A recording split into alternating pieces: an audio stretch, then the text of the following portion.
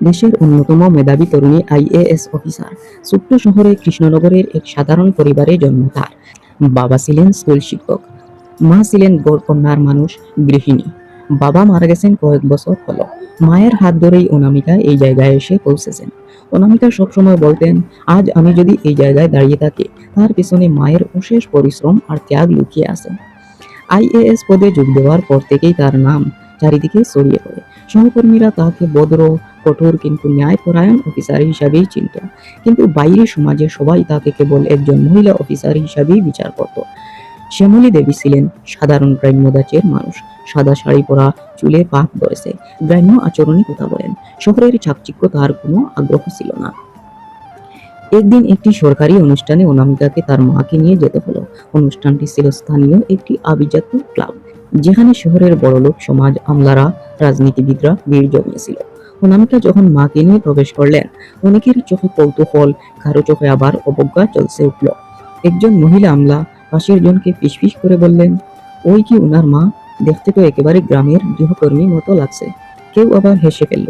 অনামিকা শুনতে না পেলেও শ্যামলী দেবীর কানে এসব কথাগুলো পৌঁছে গেল। স্টেজে যখন অনামিকা উঠলেন, সবাই হাততালি দিল। তিনি গর্বের সঙ্গে মায়ের দিকে তাকালেন। মা তখন ভিড়ের মধ্যে বসে, মুখ চাপা হাসি, কিন্তু সেই হাসির আড়ালে লুকানো লজ্জা আর কষ্ট মেয়ের চোখ এড়ালো না। অনুষ্ঠান শেষে এক ভদ্র মহিলা এগিয়ে এসে সরাসরি বলে ফেললেন, ম্যাডাম, আপনার মাকে এত সাধারণ পোশাকে আনা কি ঠিক হয়েছে? এখানে সবাই অন্তত একটু মানানসইভাবে হাসে। অনামিকা ভদ্রভাবে চুপ করে গেলেন, কিন্তু তার মায়ের চোখে অশ্রু জমে উঠল। বাড়ি ফেরার পর শ্যামলী দেবী আর নিজের কষ্ট লুকাতে পারলেন না। তিনি ধীরে ধীরে বললেন, মা, আমি তো চেয়েছিলাম তুই সম্মানিত হ। আমি জানতাম না আমার জন্য তোর লজ্জা হবে। অনামিকা কেঁদে ফেললেন, মা, তুমি কেন এমন বলছো?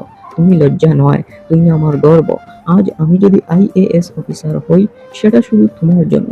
কিন্তু শ্যামলী দেবী তবুও ব্যথা বলতে পারলেন না। পরদিন অফিসে গিয়েও অনামিকার মন খারাপ। সহকর্মীদের কটাক্ষ মনে আসতে লাগলো। অফিসার সাহেবার মা একেবারে আনফিট, দেখেই বোঝা যায় গ্রাম থেকে এসেছেন। এই বিদ্রুপ অনামিকার আত্মাকে আহত করলো। তিনি বুঝলেন, সমাজ এখন একজন আইএএস অফিসারের মাকে তার পোশাক আর চেহারা দিয়ে বিচার করে। তার ত্যাগের মূল্য কেউ বুঝে না। কয়েকদিন পর আরেকটি অনুষ্ঠান ছিল, মেয়েদের শিক্ষার উন্নয়ন নিয়ে বড় কনফারেন্স। এবারও অনামিকা মাকে সঙ্গে নিয়ে গেলেন, কিন্তু এদিন তিনি আগেভাগেই সবার উদ্দেশ্যে বক্তব্য করলেন। মঞ্চে দাঁড়িয়ে তিনি বললেন, আজ আমি যে এই জায়গায় দাঁড়িয়ে আছি, তার পেছনে আমার মায়ের অবদান সবচেয়ে বেশি। তিনি হয়তো উচ্চশিক্ষিত নন, দামি শাড়ি পরেন না, ইংরেজি বলেন না, কিন্তু তিনি আমার সততা, পরিশ্রম আর সাহস শিখিয়েছেন। সেই শিক্ষা বই থেকে পাওয়া যায় না, সেই শিক্ষা একজন মায়ের রক্ত গ্রামে পাওয়া যায়। পুরো হল নিস্তব্ধ হয়ে গেল। অনামিকা গলা শক্ত করে বললেন, যারা তার পোশাক, তার চেহারা দেখে বিচার করেন, তারা আসলে মায়ের আসল রূপ দেখতে পাননি। আমার মাই আমার সবচেয়ে বড় গর্ব। এই বক্তব্যের পর ভিড় হাততালিতে পেটে পড়ল। অনেকেই চোখ মুছলেন। যে ভদ্র মহিলা আগের অনুষ্ঠানে তার মাকে অপমান করেছিলেন, তিনি লজ্জায় মাথা নিচু করে রইলেন। শিমুলি দেবীর চোখ ভিজে গেল, কিন্তু এবার তা অপমানের অশ্রু নয়, গর্বের অশ্রু। সেদিন থেকে ধীরে ধীরে শহরের সমাজ অনামিকার মাকে নতুন চোখে দেখতে শুরু করলো। ক্লাব, সভা, সমিতিতে তাকে সম্মান জানানো হলো। কিন্তু অনামিকা জানতেন, এই পরিবর্তন সমাজের নয়, আসলে তার নিজের সাহসের। তিনি বুঝলেন যেদিন মেয়েরা মায়ের ত্যাগকে প্রকাশ্য স্বীকৃতি দেবে, সেদিন সমাজও বদলাবে।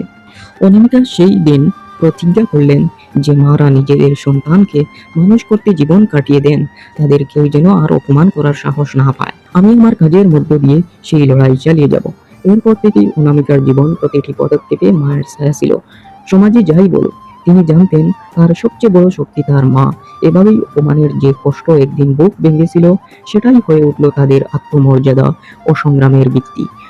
আইএএস অনামিকার মায়ের গল্পটি যদি আপনাদের ভালো লাগে, তাহলে আমার চ্যানেলটিকে সাবস্ক্রাইব করতে ভুলবেন না, আর লাইক করতে কিন্তু ভুলবেন না।